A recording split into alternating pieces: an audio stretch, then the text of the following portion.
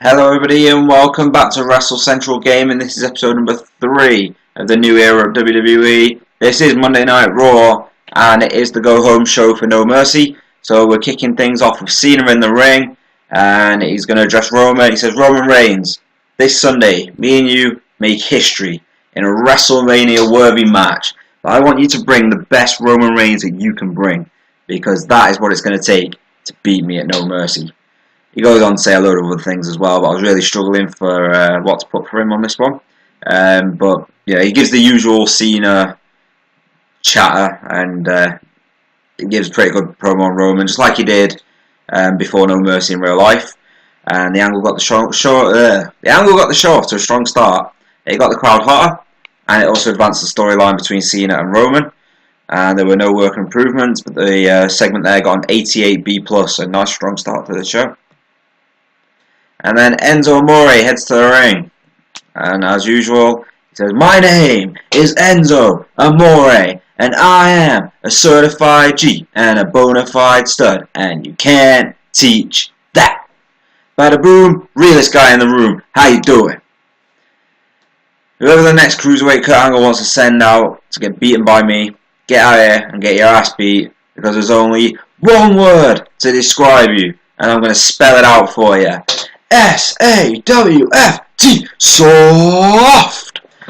So Enzo about to go one-on-one with another cruiserweight. He got an 85B+, another really strong segment there. No work improvements for Enzo. And the cruiserweight that Kurt Angle has decided is facing Enzo this week is Drew Gulak. So in a terrible match, Enzo defeated Gulak in 8 minutes and 18 seconds by pinfall, picking up a 54C-. Gulak got an in-ring performance of 37, Enzo got 57, and the newest cruiserweight in the room storyline has advanced with that segment. Gulak has improved in his flying skills, which is ironic since Drew Gulak in real life, with his current character, is all about banning flying in the cruiserweight division. And Enzo improved in performance skills. And then up next, The Miz, Maurice, Bo Dallas and Curtis Axel make their way to the ring. And The Miz grabs his microphone. He says, hello everybody and welcome to the most must-see talk show in WWE history. Welcome to Miz TV. That's right, we've got a Miz TV episode this week on Raw. And he goes on to say, this Sunday at No Mercy, I will be defending my Intercontinental Championship against the world-famous son of Kurt Angle, Jason Jordan. But tonight on Miz TV, I will be interviewing one of the greatest WWE superstars of all time, a former WWE champion, a former Intercontinental Champion, United States Champion, and Tag Team Champion, the most must-see WWE superstar of all time, The Miz. Now, Miz, how does it feel knowing that you are the greatest of all time? And then, just as he's about to answer, Jason Jordan runs down to the ring, and he goes after The Miz, but he gets cut off by the Miztourage, so Dallas and Axel start beating down on Jason Jordan, and then out of nowhere the Hardy Boys music hits. They come running down to the ring to save Jason Jordan, and the performance of The Miz was fantastic. Bo Dallas didn't come out looking good. Axel looked dreadful in the segment, and it got 50D+, but it did advance the respect storyline involving The Miz. Maurice is improving in her acting, as is Jason Jordan. And moving on, in a bout that had terrible wrestling and non-existent crowdie, Emma defeated Bayley in 8 minutes and 16 seconds by pinfall, illegally using the ropes for leverage. The announcing quality lifted the match, the colour commentary gave the match a boost. Emma got a 34, Bayley with a 51, and again another storyline that has advanced, hashtag Emma, and that got a 48D+. As for worker improvements, Emma is improving in technical, and Bayley improved in performance skills. And then Kurt Angle is in his office as Emma walks in, so she's just got backstage following her match with Bayley. And she just goes on to say, Mr. Angle, I've won every match you've put me in for 3 weeks now. I think I deserve a shot at the Women's Championship. Angle goes on to say, Emma, you're right. You have won the last 3 matches that you've been in. And as I said, since I became the general manager here on Raw, opportunities are earned. So you have to earn a shot at the Women's Championship at No Mercy. You will face every member of the women's roster here on Raw at No Mercy, and the winner will get a shot at the Women's Championship next week on Raw. So next week's Raw, it is going to be the winner of the Women's Championship match going up against the winner of the number 1 contenders match, which will be taking place at No Mercy. So the rating here was 66C+. Kurt Angle improvised well throughout the segment. Emma worked the crowd well, using the freedom to improvise to her advantage, and it advanced the storyline even further for Emma. And then in about that had subpar wrestling and little heat, the Hardy Boys defeated Bo Dallas and Curtis Axel in 10 minutes and 2 seconds, when Jeff Hardy defeated Bo Dallas by pinfall with an extreme combination, and that got 62C. Axel was really off his game, as was Jeff Hardy. Bo and Curtis Axel, excellent chemistry together, as are Matt and Jeff. Axel got a 39, Bo got a 37, Jeff got a 68, and Matt got a 65. So even though Jeff was off his game, he still picked up the highest rating there. And then Axel got some improvement in his performance and his rumble skills as a result of the match as well. So Curtis Axel is growing there. And up next, in an abysmal match, Cedric Alexander defeated TJP, Rich Swann, and Noam Dar in 9 minutes and 46 seconds, when Cedric Alexander defeated TJP by pinfall with a kick to kill. It got a really poor rating of a 12F+, but that was a number 1 contenders match for the Cruiserweight Championship. So, at No Mercy, it's going to be Cedric Alexander going one-on-one with Neville for the Cruiserweight title. The crowd were totally turned off by having a match between jobbers on the main show. The announcing quality lifted the match. The colour commentary gave the match a boost. This match brought the crowd down, unfortunately. Noam Dar got a 29, TJP with a 29, Rich Swann with a 28, and Cedric Alexander with a 28. And there was a few improvements as well here. Rich Swann is improving in his technical, his rumble, and his performance skills. TJP in technical and flying. Noam Dar improved in his rumble skills, and Cedric Alexander improved in rumble and performance skills. And then Cedric Alexander is celebrating his victory in the ring as Neville walks out onto the stage with his championship and stares down Alexander. So that got a 36D-, which is much better than the match. Neville definitely brought that up a lot. Neville's not suited to his gimmick, apparently. The announcing quality lifted the segment, and the colour commentary gave it a boost, and the angle cooled the crowd a little. So they were already brought down from the match, and now it cooled them even more. So the crowd aren't in the best of shape right now, so hopefully the next match will turn that around. But Neville's improving at acting, and he's also developing better performance skills. And then in another abysmal match, Apollo Crews defeated Kurt Hawkins in 7 minutes and 39 seconds by pinfall with a spin-out powerbomb. That got a 37D-. Titus O'Neil did some good work at ringside, and apparently Apollo and Titus are a very poor combination. They do not click at all, which is a bit of a problem, since Apollo is a part of Titus Worldwide. But the announcing quality lifted the match, colour commentary gave it a boost. The match cooled the crowd even more, so the crowd have got to be ice cold by now.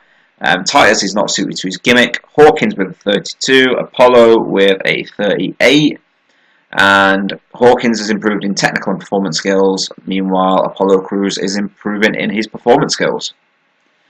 And then Roman Reigns makes his way to the ring, grabs a microphone, and he goes on to say, "John, you came out and run your mouth about what's going to happen at No Mercy, and how I need to bring the best Roman Reigns I can bring. Well, John, there's only one Roman Reigns, and you will not beat me at No Mercy. And it's going to be the same outcome as it was when you faced the Men of My Family at WrestleMania 28. Except this time, you'll be beaten by a different Samoan. See you Sunday." So I stole a little bit of that from the actual promos on the build-up to No Mercy, I'm not going to lie. And you'll probably remember it. And I just needed something just to get that, get us the last stretch there. They've been teaming up for a few weeks. Now, no teaming up this week. This week, it's all about the words, getting the promos out there. And then at No Mercy, we will finally see these two guys go head-to-head. Roman, in that particular segment, managed to get a 76B-. So Roman's done quite well there. He's picked up the crowd big time. As you can see there, the angle got the crowd interested again.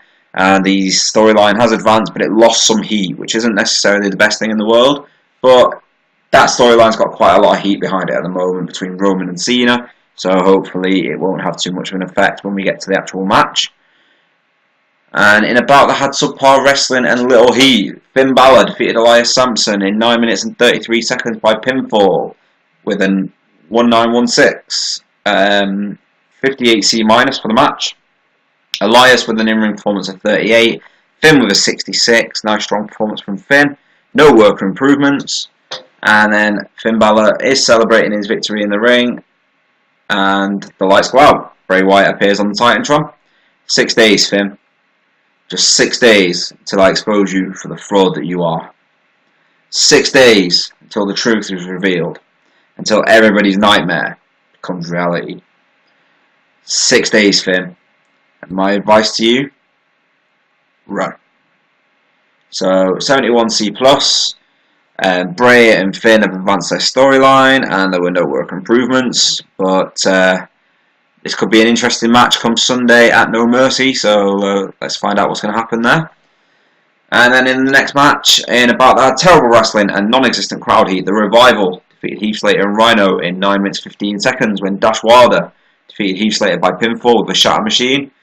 And in there, Scott Dawson and Dash Wilder both got a 49, Rhino with a 41, and Slater got a 37.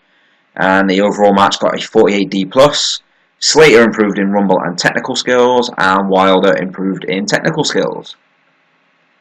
And then in a bout that had terrible wrestling and non-existent crowd heat, Sasha Banks defeated Alexa Bliss with a bank statement. She got a 45D for winning that match. And the announcing quality again, lifting the match, all the usual stuff there.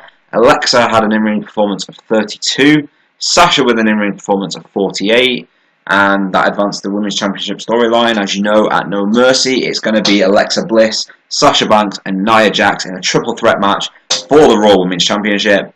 And Alexa is going into this with a bit of a disadvantage now. Not only has she got the champion's disadvantage, she doesn't have to be beaten at No Mercy to lose the championship, but also she's going in off the back of a defeat to Sasha Banks. She tapped out to the bank statement.